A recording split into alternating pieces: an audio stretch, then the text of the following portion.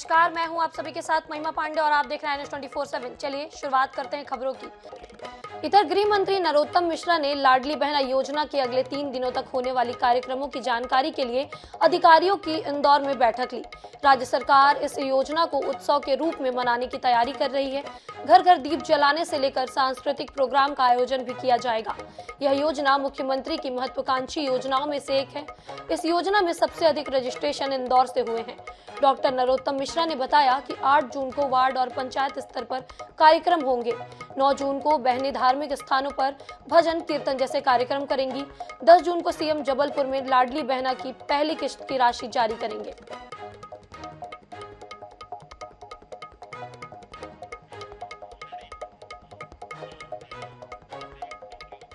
केंद्रीय राज्य मंत्री सोम प्रकाश एवं महाराष्ट्र के कैबिनेट मंत्री सुधीर मुंगट्टीवार ने भाजपा के विशेष जनसंपर्क अभियान को लेकर इंदौर में प्रेस वार्ता को संबोधित किया। सोम प्रकाश ने कहा कि नरेंद्र मोदी के नेतृत्व में देश विश्व में 5वीं सबसे बड़ी इकोनॉमी में बनकर उभरा है। सुधीर मुंगट्टीवार ने कहा कि कांग्रेस की राजनीति परिवार के इर्द गिर्द घूमती है। कांग्रेस में इंडिया इज इंदिरा और इंदिरा इज इंडिया होता है, लेकिन भारतीय जनता पार्टी में ऐसा नहीं होता। कांग्रेस के लिए एक परिवार ही देश है, जबकि भारतीय जनता पार्टी के लिए देश ही परिवार है।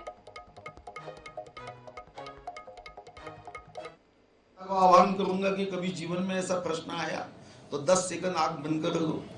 आंख के सामने मोदी जी गाओ, आपके खून में चैतन्य आएगा। फिर राहुल गांधी जी गाओ, सुस्त हो जाओगे। और कोई प्रधानमंत्री गाओ, सुस्त हो जाओगे। भारत में भारतीय जनता पार्टी ने तो तय कर दिया हमारा चुनाव विश्व गौरव नरेंद्र मोदी जी के नेतृत्व में होने वाला है विरोधी पार्टी में कोई माई का लाल जो कहे कि ये प्रधानमंत्री हमारा है। जैसे मेरी बात हुई है, नेशनलिस्ट से बात हुई है, किसी को कोई तकलीफ नहीं है। बहुत बड़ा समाज दिया है सरकार ने, उसको वापस जमा कराकर कोई भी जाकर ले सकता है, उसको चेंज कर सकता है। उसमें कोई समस्या नहीं है, किसी को कोई प्रॉब्लम नहीं है उसकी।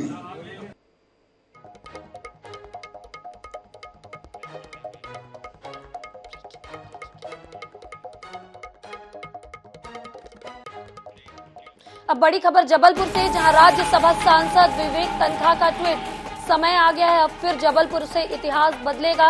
12 जून को प्रियंका गांधी के दौरे से पहले किया ट्वीट। पूर्व मुख्यमंत्री कमलनाथ को लिखा शुभकामना पत्र। धन्यवाद कमलनाथ जी का यह मौका जबलपुर को देने के लिए। बीजेपी राज में महाकौशल विंध्य और बुंदेलखंड लगभग मंत्री विहीन है। हमारी मंत्री परिषद में लगभग शून्य भागीदारी है। इस वक्त की बड़ी खबर हम आपको जबलपुर से दिखा रहे हैं, जहां पर राज्यसभा सांसद विवेक तनखा ने ट्वीट किया है। उन्होंने लिखा है, समय आ गया है अब फिर जबलपुर से इतिहास बदलेगा। 12 जून को प्रियंका गांधी के दौरे से पहले यह ट्वीट किया गया है। पूर्व मुख्यमंत्री कमलनाथ को यह शुभकामना पत्र भी लिखा है इन्होंने।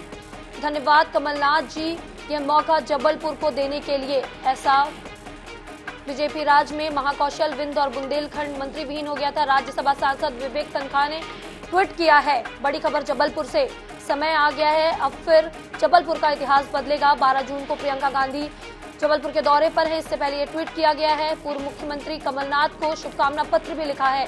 जबलपुर से बड़ी खबर, राज्यसभा सांसद विवेक तनखा ने ट्वीट किया है।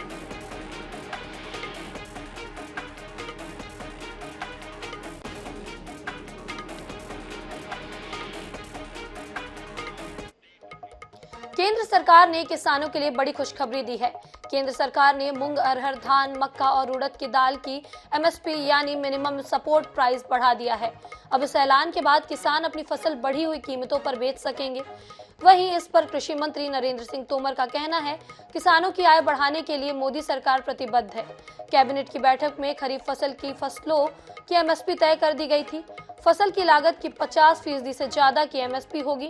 कृषि मंत्री नरेंद्र सिंह तोमर ने तंज कसते हुए कहा कि पहले की सरकार केवल 5-10 रुपए बढ़ाया करती थी, लेकिन अब ऐसा नहीं है। मोदी सरकार का सबसे ज्यादा फोकस किसानों पर है।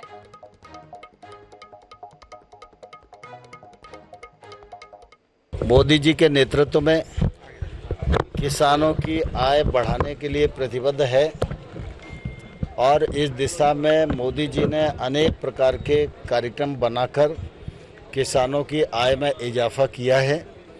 उसमें से एक पार्ट MSP का भी है। पहले केंद्र सरकार एमएसपी अपने विवेक से 5-10 रुपए कुंटल की बढ़ाती थी। मोदी जी ने प्रधानमंत्री बनने के बाद ये सुनिश्चित किया कि फसल पर किसान की जितनी लागत आती है उस लागत में 50% मुनाफा जोड़कर एमएसपी घोषित की जाए। इधर दतिया पुलिस और खाद्य सुरक्षा अधिकारी ने नकली दूध फैक्ट्री में छापेमार कार्रवाई की है, जहां से खाद्य सुरक्षा टीम को मौके पर भारी मात्रा में नकली दूध बनाने वाले कई केमिकल मिले हैं। बताया जा रहा है कि सिविल लाइन थाना इलाके में लंबे समय से नकली दूध बनाने वाली फैक्ट्री को संचालित किया जा रहा था।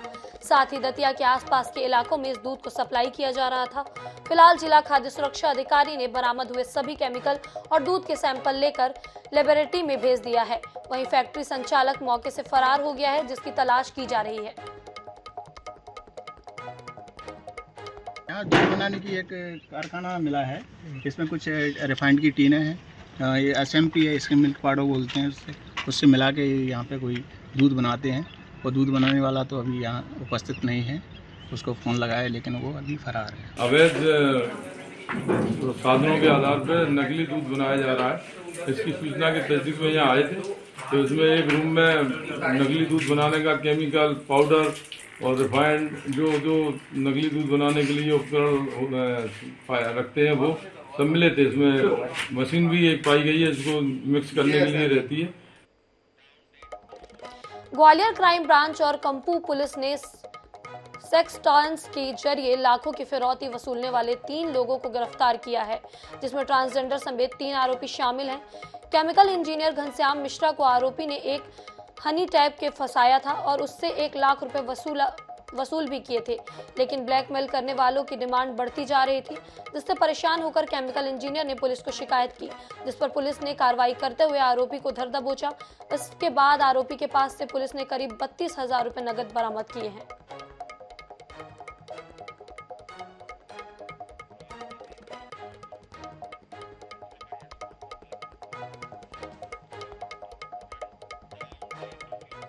इंदौर पुलिस ने नाबालिग बच्ची को अगवा कर ले जा रहे आरोपी को 4 घंटे में गिरफ्तार कर लिया और नाबालिग को आरोपी के चंगुल से छुड़ा लिया है। मिली जानकारी के मुताबिक आरोपी 14 साल की नाबालिग को बस में बैठाकर रीवा की ओर ले जा रहा था। वहीं शिकायत मिलने पर पुलिस ने CCTV की जांच की, जिससे बस में बैठे आरोपी को बच्ची दिखी। पुलिस ने कंडक्टर से संपर्क करके बस को रुकवाया और मौके पर पहुंचकर आरोपी को गिरफ्तार कर बच्ची को घर वालों को सौंप दिया है। हो सकता है मूलतः अपने गांव या घर की तरफ लेके जा रहा हो, तो सरवटे बस स्टैंड से जितनी भी बसें रीवा के लिए निकली थी उन सभी के कंडक्टर्स को व्हाट्सएप पे हमने फोटोज भेजना शुरू किया, उनसे बात करना शुरू किया। उसमें जो सागर से होती हुई बस जा रही थी उसमें कंडक्टर ने वापस तुरंत रिप्लाई किया और बताया कि भाई ये 2 लोग हमारे बस में बैठे हुए हैं और ये रीवा की तरफ ही बस जा रही है। उसके बाद सागर पुलिस से संपर्क साधकर वहाँ उनको पुलिस चौकी सागर में उतरवाया गया और यहाँ से हमारी टीम रवाना हुई थी। वो बच्ची को सकुशल लेके आए हैं, उसको दस्तयाब किया गया है, उसको माँ बाप को सुपुर्द किया जाएगा।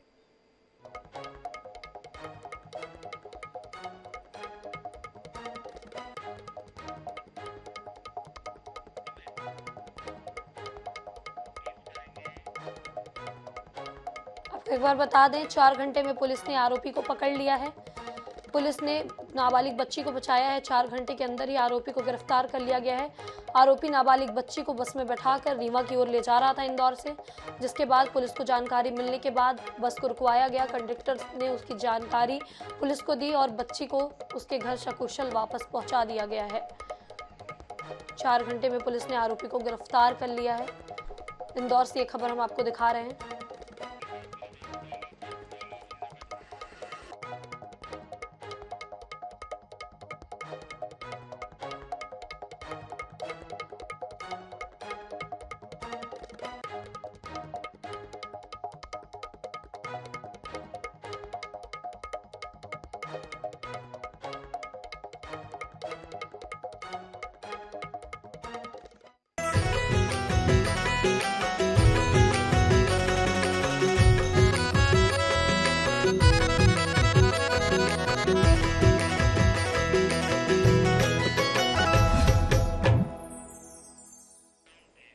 अब बात करेंगे विकास के गढ़ की। छत्तीसगढ़ में राजीव गांधी किसान न्याय योजना के तहत किसानों के प्रति एकड़ 9,000 की राशि दी जा रही है।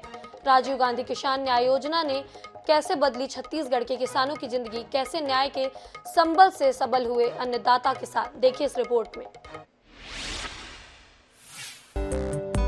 छत्तीसगढ़ को धान का कटोरा कहा जाता है, लेकिन कर्ज और उपज के लाभकारी कीमत के अभाव में किसान कृषि को छोड़ने लगे थे। किसानों को खेती बोझ लगने लगी थी, लेकिन नई सरकार बनने के बाद पहले तो किसानों के ऋण माफ हुए और फिर राजीव गांधी किसान न्याय योजना की शुरुआत होते ही किसानों को उनके उपज का लाभकारी मूल्य भी मिलने लगा। राजीव गांधी किसान न्याय योजना, देखिए जैसे जैसे समर्थन मूल्य वृद्धि हो रही है वैसे वैसे किसानों को भी आय में 9,000 रुपये प्रति एकड़ हमने किया है। अब समर्थन मूल्य जितना बढ़ते जाए, हमने तो 2500 के केवल वादा किया था, अब इस साल तो धान उत्पादन को 2540 रुपये मिलेगा। और यदि जून जुलाई में जब समर्थन मूल्य घोषित होगा धान का और वो कहीं 100 रुपये बढ़ जाता है तो फिर उसकी राशि और बढ़ जाएगी। तो हमारे किसानों को, जो हमारे अन्नदाता हैं, उसको हमको समृद्ध करना है। अब न सिर्फ धान बल्कि मक्का और गन्ना समेत कई फसलों को सरकार ने न्याय योजना के दायरे में लाया है। वर्तमान में 9,000 रुपए प्रति एकड़ किसानों को आदान सहायता मिल रही है। इसलिए प्रदेश में किसानों की संख्या बीते 4 सालों में लगभग दोगुनी हुई है। इतना ही नहीं, अब किसान न्याय योजना के तहत प्रति एकड़ महज 15 क्विंटल नहीं 20 क्विंटल तक धान बेच सकेंगे। इसकी खुशी उनके चेहरे पर साफ नजर आती है। 9,000 मिला तो ही हमार काम आगे बढ़ गए भाई। पूरा नया घर बनाए, मोटरसाइकिल लेन, कार है इन लोका के, एकर बदौलत गा और जितना ट्रैक्टर वेक्टर के लोन माफ हो गए पहली सीजन में। पहली आज कांग्रेस भूपेश भैया था गा, तो पूरा बेनिफिट वही मिली, सो में उबर गए, कर्जा माफ होता। 9,000 पर एकड़ मिलते और 4 एकड़ के हिसाब से मोला 9 चौक 36,000 मिलते राजीव गांधी किसान न्याय योजना के अंतर्गत। अब न्याय योजना के अंतर्गत देना किसान ला लाभ के साथ साथ परिवार ला भी लाभ होते और यही लाभ है। और तो कुछ बेनिफिट नहीं है, उनमें खर्च में हो जाते, टोटल खर्च लागत में ही आ जाते। ये 9,000 देना जो राजीव किसान न्याय योजना भूपेश बघेल भैया, वही हम लाभ हुआ थे आशीर्वाद के रूप में फायदा। भूपेश भैया सरकार बनी से तो कर्जा माफी करी से पहली तो हम कर्जा के पूर्ति धान बेच पाते रहे, है ना, तो ओकर से का हम के बचत रही से तो नहीं हो पाती रही से।